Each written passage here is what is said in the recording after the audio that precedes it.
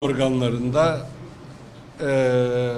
bunun tam olarak yansıtılmadığı haberlerle geçtiğini gördük. Bizim için Demokrasi İttifakı olabilecek en geniş demokrasi güçlerini kapsamayı hedefliyor. Bu anlama geliyor. Bunun içinde bütün mağdurlar var. Farklı inançlar, farklı halklardan temsilciler, emekçiler, ekoloji hareketi, kadın hareketi, gençlik hareketi var. Mazlumların tamamını kapsamayı hedefliyoruz. Bir yandan yedili masa diye adlandırılan sol sosyalist yapılarla bir çalışma yürütüyoruz. Öte yandan inanç gruplarıyla görüşmelerimiz sürüyor. Kadın hareketiyle temaslarımız devam ediyor. Ekoloji gruplarıyla da bu yönde görüşmeler yürütüyoruz ve tabii bu ittifakın en önemli unsurlarından biri olarak gördüğümüz Kürdi yapılarla da görüşmeleri yürütüyoruz. Şimdi bizim amacımız Kürdi ittifakın kalıcı hale gelmesidir ve Demokrasi İttifakı'nı bu ittifakının bu ayağını da en sağlam şekilde kurmaktır. Bu hedefe ulaşabilmemiz için genişlememiz gerektiğine de inanıyoruz. Mevcut partilerin ve yapıların dışına da ulaşabilmemiz gerekiyor.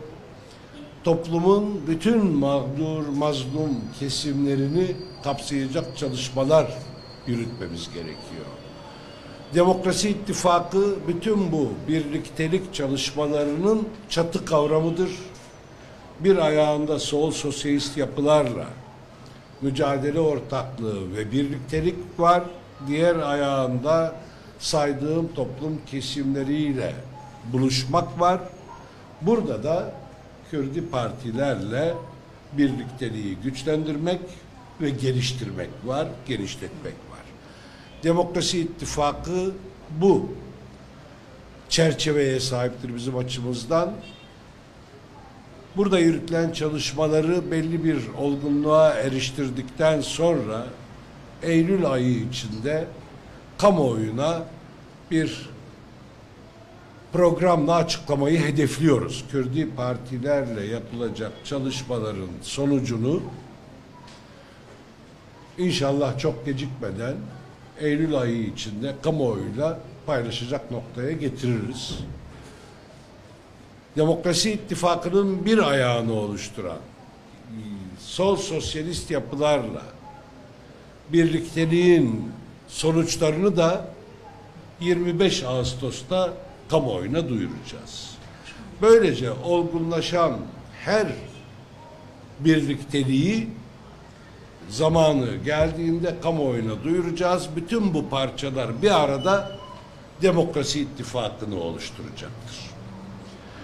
Buradaki buluşmayı önemsiyoruz çünkü toplumun farklı kesimlerini bir araya getiren çalışmalar ancak ittifak ismini hak edebilir. Aynı fikirde olanların, aynı düşüncede olanların bir araya gelmesi zaten parti şeklinde olur ama önemli olan farklılıkları ortak paydada buluşturacak birliktelikleri oluşturmaktır. Bizim de bu konuda yürüttüğümüz çalışmalarda Azadi Hareketi'nin katkısı çok değerlidir.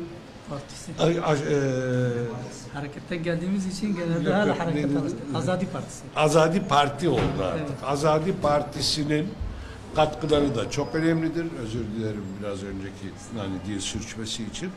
Azadi Partisi'nin de diğer partilerin de bu konuda görüşleri, önerileri ve çalışmaları çok değerlidir. Şimdi bu konuları kendileriyle burada yüz yüze bir kez daha istişare etme fırsatı bulduğumuz için de çok memnunuz. Hoş geldiniz. Hoş gösterime geldiniz. Ben de kısaca bu kurtayı asfazım jbogo gelki mesele giringe atfazım nokta ki bejim yani. Peygamberi Xuda aleyhissalatu vesselam وەکە گوزانن bi Cebrail aleyhissalatu vesselam da hate terbiyet kirin. Yani Cebrail aleyhisselam rehbertiya wî dikir. Ama Xweda di Qur'anê de dibêje weşawirhum fil emri. Bi milletekî, bi gelekî, bi welatekî, bi civakê wextê te xwest xizmetekê, xebatekê ji civakê re bike dibê buwa bişêwire, buwa istîşare bike.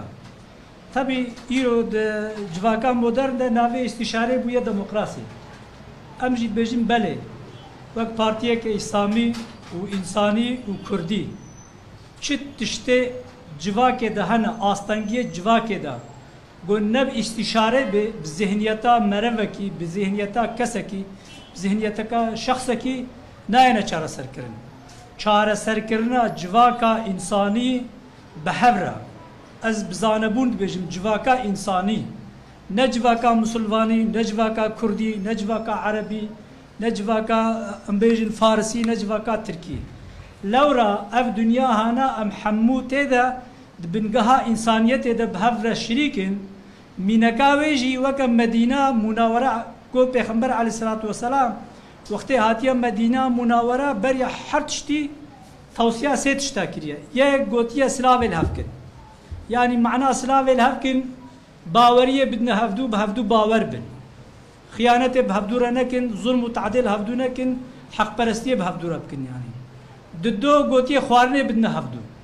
Duan şertê hingî de ma'na xwarinê bidine hevdû yani alîkariyê qenciyê de bi hevdû re bikin divê meselê de gelek ayet jiyane. Sisê gotiye aqrebayê xwe ihmal nekin. Ece îro di zihniyeta aqrebatiyê de Kurdistanî zihniyeta akrabatiye de Arabiye, zihniyeta Arabiye de heremin, zihniyeta akrabatiye de. Yani jboya ay em dibêjin şiyandina vehya ilahi, usul û asas û qaîdê vehya ilahi çareserkirina astengiyê nava civaka de bi tevahîra. Ne bi kesekî, ne bi şexsekî, ne bi însanekî. Lewra ew însan çi be têrê nake. Ama wextê civak hemû bi hev re wek got başkan jî anî ziman ez naxwazim dirêj bikim hemû rengê civakê hemû dengê civakê bêne masê ser cem hev rûnin bi hev re îstîşare bikin wê serfirazî û xelasî jê derkeviyanê. Avana jî edeta Xwedaya, sünneta Xwedaya. Wek carekê camerkî ji min pirsî gosê da mane em jî ebdê Xweda ne yani em Kurd. Çima ev zulma ser me xelas nabe? Em gokeko me dava xwe nebiriye dergahê Xweda kî? Yani wextê milletek, civatek, gelek dava xwe bibe dergahê Xweda wê Xwedê Teala we azad ke ve serfiraz ke. Avê ce ev dava Xweda çi ye? Sünnetullah, adetullah. Ew adetullah çi ye? Ew sünnetullah tu ye? Go em belê, belê pêşî gelê Kurd di Kurdistanê de yek heviya xwe en az ne yek rêziya xwe bi hev re ava bikin û daîyê em bê welat civaka Tirkiyeyê de cawî em bê welat civaka dünyayê de.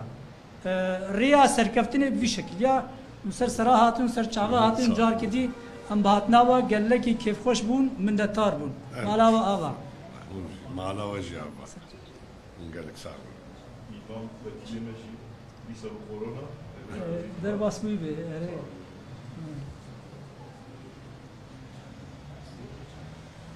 Gene basına söyleyin Dedekale'ye geçsinler. Oraya da vaktinden önce gitmiş. Saat kaç?